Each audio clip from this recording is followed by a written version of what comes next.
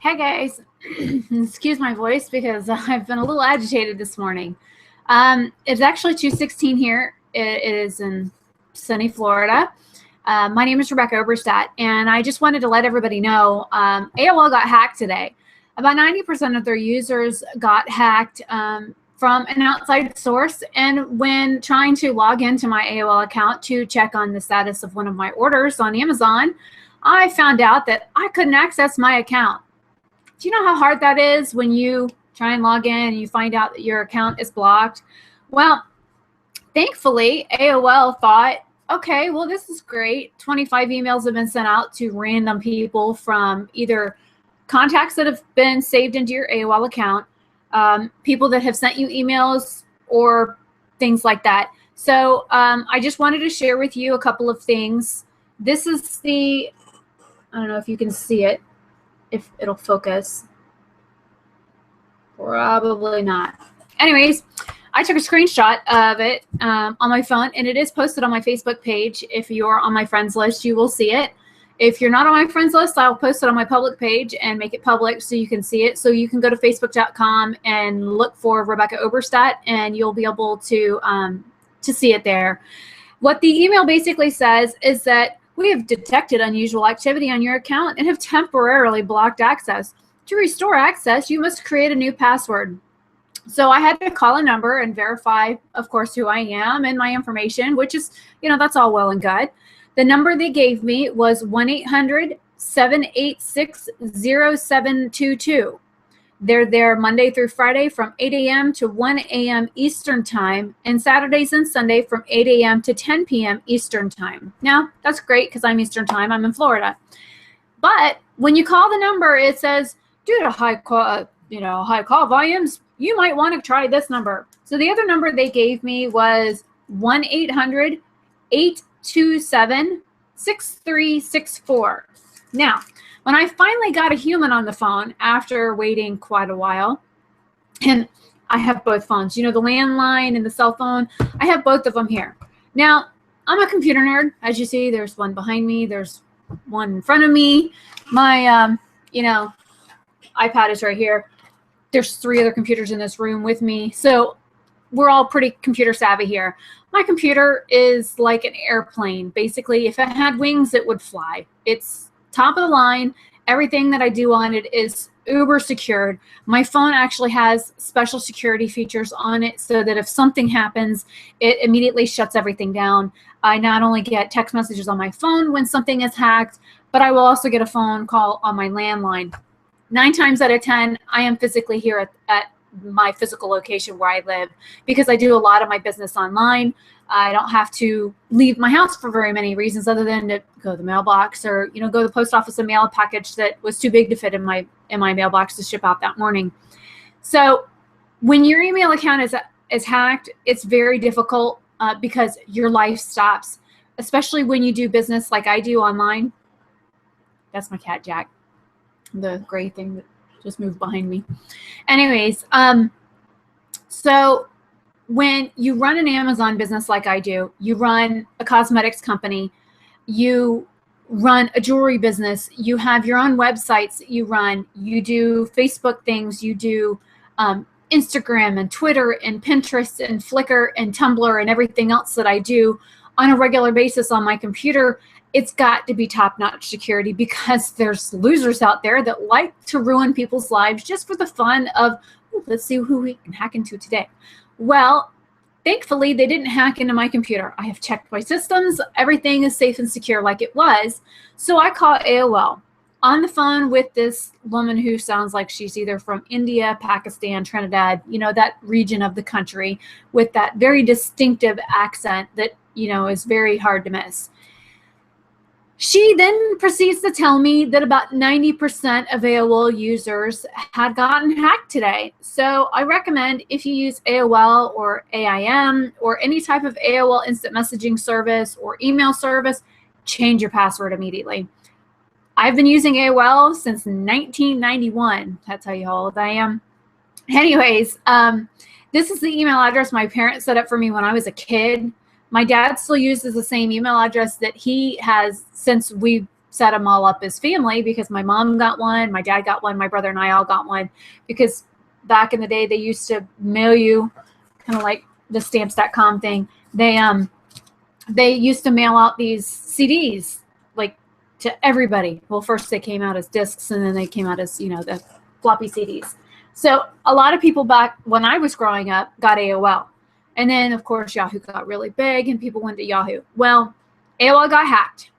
I asked specific questions and the woman couldn't answer me. Number one, they don't have the security. They don't have the features that you need in order to track who, what, where, why, and when.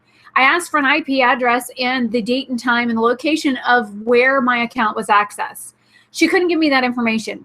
So from somebody who's getting their master's degree in computer and internet securities, that's a little disconcerting for me because of the fact that I want to know who hacked my account, where they were, and what their IP address is so that I can track them down.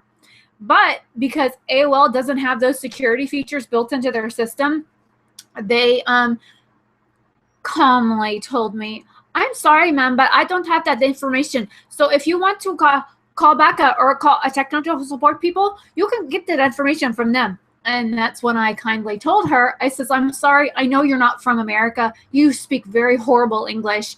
And it's very frustrating when you run a business from your home that you don't have the things that you need in order to make your business successful during the day, because a lot of my orders come in during the day. I pack and ship that same day, and or it goes out the next morning." So to have this woman tell me, "Oh, a lot of our users got hacked today. We don't know who did it. We have no way to track," you know, that's very frustrating. So this is a shout out to everybody who uses AOL, AOL Instant Messenger, AOL Instant Messenger email, which is basically your screen name at AIM.com instead of AOL.com. And this is worldwide. So this isn't just the United States. It isn't just Florida. It wasn't just me that got hacked. The whole room that this woman was in was talking about, okay, in order to reset your password, you need to go here, and this is what you have to do. So use those numbers that I gave you to call AOL if your account has been compromised, because it will block you from trying to change it on your computers. I actually had to log in from my mobile device in order to get the information that I needed, because my computer, it completely locked me out of AOL, so I couldn't even see the necessary information. So if you need the phone numbers again, I will post them so you can call. And, you know, maybe if enough of us complain about this, they might actually install the software that tracks the IP address that hacks into your account. So next time this happens, they'll have better security. So for an email service provider that services the entire world and that has been in business as long as they've been in business, to not have these security features set in place so that we can ask as a consumer, okay, I pay for my AOL service. What's the IP address or the location that this person logged into my account at? What time did they log in? Of course, I know that because the emails started going out at 11:12 a.m. Eastern Standard Time. You know what? I wasn't anywhere near my phone, my computer, anything like that at that time. My computer was shut down. All my mobile devices were shut off. I've got VPN servers on my phone so that they connect and protect my information while it's turned off. So you can hack my iPhone if you really wanted to. You're not going to get a whole lot off of it. But I have security features set in place just for these specific things. And the fact that AOL didn't have them makes me very concerned. And I've been using their services again since the 90s. So here it is, almost 2015. So for 24 years, I've been using their services, and they don't have the security features that they need to. And of course, Google and Yahoo get hit all the time. And the lady did tell me that, you know, this happens regularly. It's a daily occurrence for them, that people get hacked all the time, that it could happen anywhere in the world. So this is just a message to everybody. I wanted everybody to know. I did this live on purpose. Yes, you can see all my storage and stuff behind me, because makeup case, yes, that is my makeup. That's the stuff that I use. That's the stuff that I demo. It's the stuff that I do parties with. These are, this is product that I take back and forth when I do events. My makeup is there. Also, there's stuff that I retail. Yes, there's a whole other desk behind me that's set up with computers and stuff on it. And that's the last day HP that I was working on. It's a HP Pavilion that I had torn apart and stole parts from, and I'm using a modified HP Pavilion right now. HP sucks, by the way. I hate HP. It's just a shell. So don't let the shells define what the guts are, because I will never buy another HP. Thankfully, the shells were free. So anyways, enough for my diatribe for the day. Good luck. Change your passwords. Make sure you're not only using uppercase letters, lowercase letters, numbers, and if you can get those fancy little wingding things in there, then go right ahead. I use anything that you have to hit the shift button for, and 1 through 0, any of those special features. You can use dashes, you can use semicolons, you can put a smiley face. Hell, I don't care what you add to your password. Make sure that your passwords are at least 6 characters long, if not 8. Make sure you start it off with either a lowercase or an uppercase. Make sure there's another uppercase letter in the mix of your passwords. Throw numbers in the middle because it makes encryption a little bit safer for people trying to decrypt your password. And also make sure that you use those characters. A lot of companies don't let you use characters in your passwords, but if you do use them, it makes it a little bit harder, because when a system is trying to run an anagram and they're trying to run through your server in order to find your passwords to unencrypt what you've got, when you have other features in there other than, you know, the alphanumeric numbers that most computer systems are used to using, when you throw in those extra features or a colon or a semicolon or an exclamation point or something like that inside your password, it throws the system off. So it makes it have to think for a little bit. So make your passwords difficult, but make it something that you're going to remember. Again, don't use birth dates. Don't use your kids' names. Don't use your social security number. Don't use the place that you live. Don't use any numbers that are going to be associated with you, whether it's your phone number, your birth date, your email, you know, anything like that can be easily deciphered. Heck, I knew a guy once, his favorite food was cabbage, so that was his password, was cabbage 12. Okay, well, he found out he liked cabbage at 12. That's why his password was cabbage 12. And he used cabbage 12 for everything. Do not use the same password for everything, because you want to get hacked. That's the easiest way to do it. So make sure when you're doing passwords, every password for every system that you use is different. If you save passwords on your machines, which is very dangerous, don't leave your computer unsecured. Make sure your firewall is up to date. Make sure your device drivers are up to date. Make sure your virus software is up to date. I don't care who you use. I personally will not use Norton or McAfee. Or Kaspersky. Heaven forbid. Don't even talk to me about installing Kaspersky on my computer. I will set you on fire immediately and shove you out my front door and not even stomp on you. Personally, I use Avast. There's also AVG. You can use those. So some of them have free services. You can buy the upgraded services. Also, you need a spy sweeper. Something like Malwarebytes is perfect, because what your virus protection software is not going to detect, some programs like Malwarebytes will actually find other components that are hidden in your computer that, you know, normal Trojans and worms that get in there, your virus software is gonna find those. But your pop-unders, your pop-ups, and your spy bots, and the other things that are like that are going to be running in the background, the hacker type programs and stuff that come in through your back doors, basically, it's going to find things like that some of the normal virus softwares are not going to find. So do your research. If you have any questions, talk to a professional when it comes to securing your computer. Yes, having a higher firewall on your computer is going to make it more difficult for certain things to get into your computer. You're not going to be able to play certain games. Like I personally play World of Warcraft. A lot of the Blizzard games, they need specific cookies, and there's specific files and stuff that they need access to in order to run the game. Well, when your firewalls are high, you're not going to have the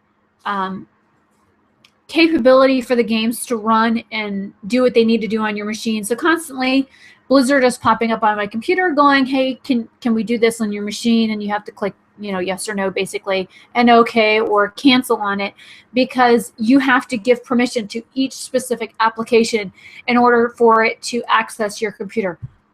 To do YouTube on my computer, which I love YouTube, I have like 3 steps that I have to go to just to have it access my microphone, to access my camera, to access my computer, to access any of my files. It's got to go through specific steps for me to even upload anything, or like the live feed that I'm doing now.